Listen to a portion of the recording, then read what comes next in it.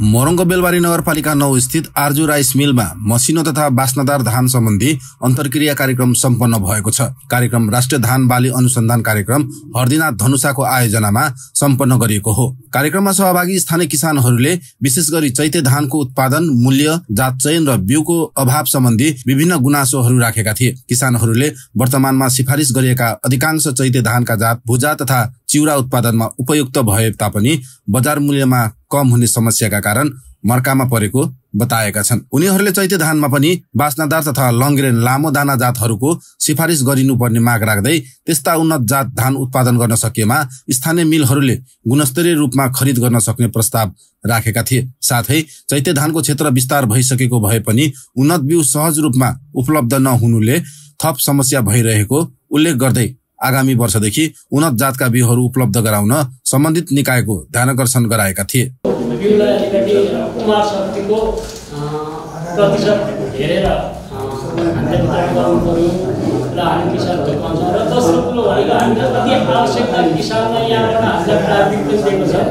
हामीलाई सबै कुरा हामीले फन्ड गर्ने बित्तिकै 2 दिनभित्रमा जे पनि हामीलाई उपलब्ध गराइएको छ।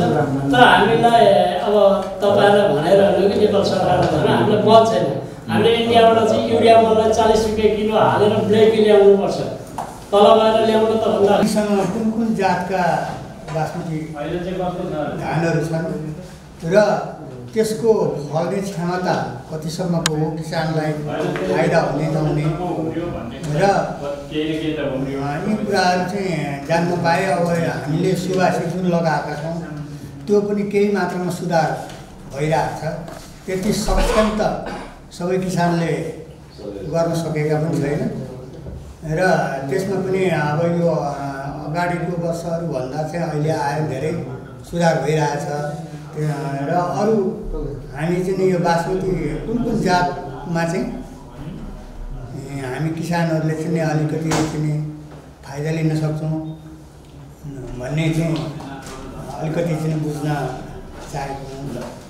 हामी लिँदैनौँ अनुदानबाट न चाहिँ यो आजलाई एकदम राइट कुरो भन्नुभएको रहेछ। किनभने समय त्यो खालको भइदियो। किनभने पोहोर अब 20,1100 बेचिरहेको थियौँ, हामी त्यही कमिसनमा गयौँ। अब यो मर्न लाग्छ ऊ हुन्छ हो रोग लाग्दो रहेछ यसलाई अनुदान भन्दा। तर हामीलाई यो सुवासी धान रोप्दाखेरि भनेको यसपालि आजलाई मिलले भनेकै बाटोमा हिँडिरहेको हो भने हामीलाई धेरै फाइदाजनक थियो यसपालि। किनभने यो 16.5ले त हाम्रो भाउ काटिएको छ। अहिले अब 600-700 सुनिहाल्नु भयो होइन। 600-700ले गर्दाखेरि हामीले अब के हेऱ्यौँ भने हामी किसानले धेरै हेऱ्यौँ कि अब हामीलाई चाहिँ अब 1 बिघामा भनेको हामीलाई लगभग 100 नै मन फल्ने चाहियो। तर सुवासी धान 100 नै फलिदिने हो भने त उता 200 भन्दा माथिको आम्दानी हुनेको हामीलाई। त्यसले गर्दा जे जति मरे तापनि यो सुवासी धानबाट लगाउने जतिलाई अन्य धान लाउनु भन्दा डेढा फाइदा। कार्यक्रममा आर्जु राइस मिलका महाप्रबन्धक डाक्टर विवेकानन्द झाले किसानहरूको मागप्रति सहमति जनाउँदै केही किसानहरूले चैते धानमा बास्नादार लङ्ग्रेन जातबाट राम्रै फाइदा लिइरहे तापनि त्यसमा जोखिम समेत रहने भएकाले यदि बीमा सुविधा उपलब्ध गराउन सकिए किसानहरू ढुक्क भएर खेती गर्न सक्ने बताएका थिए। साथै मिलका तर्फबाट पनि आगामी सिजनदेखि सिफारिस गरिएका धानका जातहरू सूचीकृतको माग राखेका छन्। हामी सुवासी धानकै खेती गर्नुस् भनेर हामी लोभ्याउँदैनौँ। किसानहरूले गर्नुहुन्छ, हामी किन्दिने एउटा ग्यारेन्टी गर्छौँ।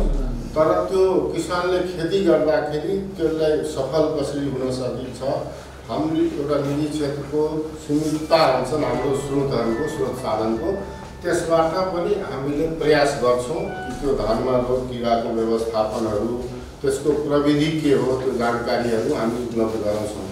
हामीले प्रमोट गर्न केही अप्ठ्यारा हामीसँग भएको, त्यसको रेजिस्ट्रेसन नभएर दर्ता भएको भए हामी त सबै किसानको बिमा गराउँथ्यौँ। हामी पहिला पनि गराएको बिमाहरू गराउने गर्थ्यौँ। चेतेमा, अघानीमा, योचोटि पनि अघानीमा रामधान हर्दिनाथ का खेती गर्ने किसानहरूलाई अब सबैलाई त हामी सहयोग गर्न सक्दैनौँ। मिलसँग आबद्ध भएका किसानहरूलाई जुन विचार गर्नुहुन्छ उहाँहरूले बिमाको गर्नु होला। योचोटिको अहिलेको नयाँ बिमाको सबै त्यो आइसकेका छ। म कहाँ केही दिनमा म छुट्टै छलफल कार्यक्रम राखेर यहाँहरूलाई बिमा गर्ने प्रक्रियाको विषयमा जानकारी गराउँला। त्यसको बिमा कम्पनीकै मान्छेलाई पनि बोलाउँला।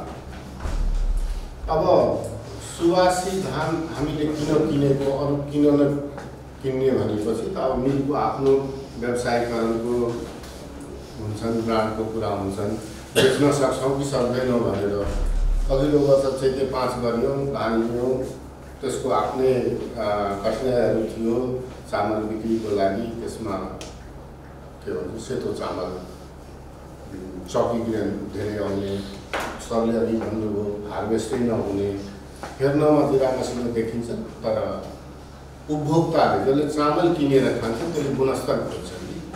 हामी किसानले फलाउने चामल धान हामी आफू खान राख्ने मिठो छैन, मोटो छ, खस्रो छ भने हामी कसरी सोच्न सक्छौँ जसले खल्तीबाट पैसा झिकेर त्यो गुणस्तरको चामल हाम्रो सोचेको रेटमा किनेर खाइदिन्छ त।